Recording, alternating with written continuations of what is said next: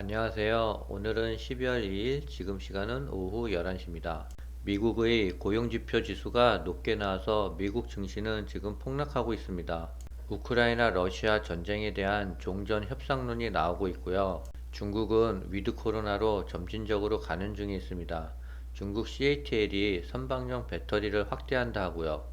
구독, 좋아요 부탁드립니다. 차이나 전기차가 오늘 소폭 하락해서 마이너스 27%고요. XOXL은 미국의 고용지표 발표 후 주가는 폭락하고 있어요. 그래서 14% 수익 구간이고요. 그래프를 보시면 21선까지는 조정하고 다시 올라갈 것 같습니다. 오늘 10시 30분에 고용지수 발표가 있었는데요. 예상보다 높게 나왔습니다. 아직까지 미국의 고용은 탄탄한 것 같아요. 고용지수 발표 후 달러도 상승하고 있어요. 그래서 1308원입니다. 오늘 국내장도 1.84% 하락했는데요. 개인은 9천억을 매수하고 외국인은 4천억을 매도하고요. 기관은 5천억을 매도했습니다. 삼성전자가 그저께 상승분을 다 토해냈습니다. 3.51% 하락했고요. 거래량도 많습니다. 외국인과 기관도 쌍끌이 매도를 했어요. 거래량이 많은 걸로 봐서는 다음 주에 추가적인 하락은 불가피할 것 같아요. 삼성전자는 반도체 수출 감소로 외국인과 기관이 패대기를 쳤답니다. 또 6만전자가 위태롭다 하는데요. 다음 주에는 6만전자가 깨질 수도 있을 것 같습니다. 내년 초에 미국 증시가 폭락한다는 기사들이 많이 나왔는데요. 월가는 12월 산타 랠리 후 내년 초 폭락을 보는가 라는 기사도 있고요. JP모건은 미 증시가 내년 상반기에 저점을 테스트하고 S&P 기업 수익 전망도 9%로 낮췄습니다. JP모건은 연준의 긴축 통화 정책이 펀더멘털을 악화시켜 S&P 500 지수를 내년 상반기 동안 올해 저점인 3,491을 재테스트할 수 있다라고 예측했고요. 그러나 하반기에는 증시가 회복돼서 연말까지 4,200선을 회복할 수 있을 것이라고 내다봤습니다. JP모건의 전망은 월가 대부분의 전망과 비슷하고요. 골드만삭스를 비롯한 대부분의 월스트리트 은행은 내년 증시가 상반기에 하락했다가 하반기에 회복할 것이라고 예측하고 있습니다. 골드만삭스는 내년 S&P 500 지수를 4,000으로 끝날 것이라고 전망했고요.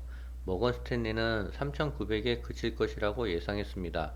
우크라이나 전쟁에 대한 피로감이 커져서 협상론이 제기되고 있다고 합니다.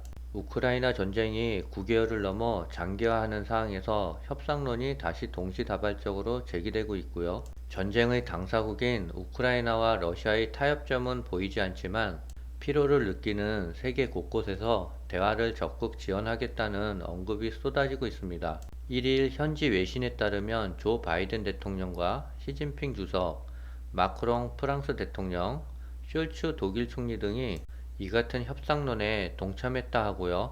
마크롱 프랑스 대통령은 조 바이든 대통령과 정상회담 뒤 기자회견에서 수일 내에 푸틴 대통령과 전화통화를 할 것이라는 입장을 밝혔습니다.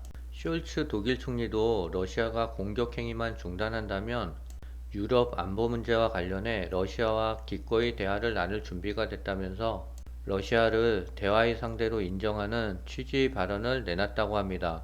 세계는 러시아 전쟁이 장기화됨에 따라 여러 가지 경제적인 피해를 입고 있어요.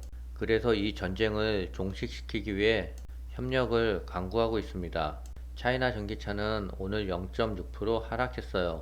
중국이 위드 코로나로 가려고 방향을 틀었지만 백신 접종률 때문에 빨리 진행되지는 못할 것 같습니다. 아무래도 차이나 전기차는 중국의 위드 코로나 진도율에 맞춰 조금씩 상승할 것 같습니다.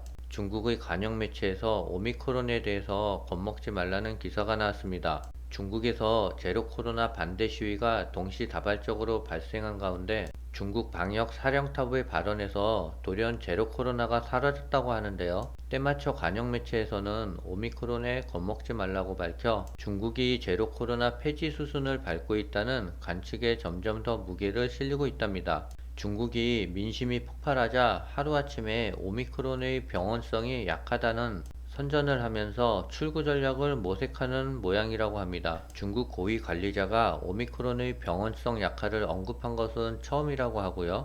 그간 중국은 거대 인구 탓에 오미크론 바이러스가 많은 사상자를 초래할 수 있다는 입장을 견지하며 바이러스에 대한 공포심을 조장했다고 합니다.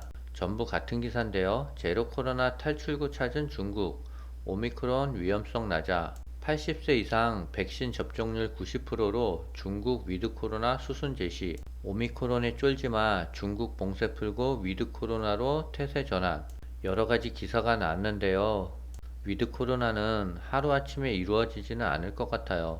점진적인 시간을 두면서 순차적으로 풀릴 것 같습니다. CATL이 이번에는 선박용 배터리 생산 자회사를 설립했다는데요. 세계 배터리 점유율 1위인 CATL이 선박용 배터리 사업에 본격 진출한다고 중국 차이신에서 보도했답니다. CATL은 이달 현재 어선, 여객선, 내륙 하천 및 연안 크루즈선 등 100여 척의 선박에 배터리를 공급해 왔으며 이번 자회사의 설립 계기로 더 큰 용량의 선박용 배터리를 생산할 것으로 알려졌습니다. 대형 선박 하나당 배터리 수요는 어마어마할 것 같고요. 선박이 자초돼도 석유가 흘러 해양을 오염시키는 일은 줄어들 것 같습니다. 국내 배터리 3사가 두 자릿수 성장률에도 불구하고 점유율은 하락했다라고 하고요.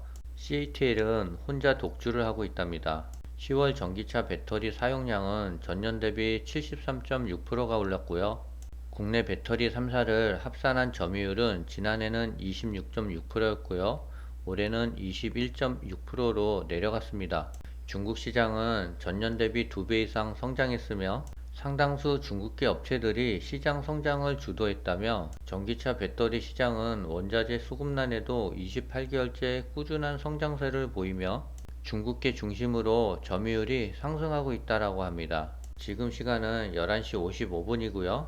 미국의 고용지수 발표 후 주가는 폭락했는데 지금은 서서히 반등하고 있어요. 차이나 전기차는 중국의 위드 코로나에 맞춰 점진적인 상승을 할 것 같고요. 그 시기는 이제 몇 달 안 남은 것 같습니다.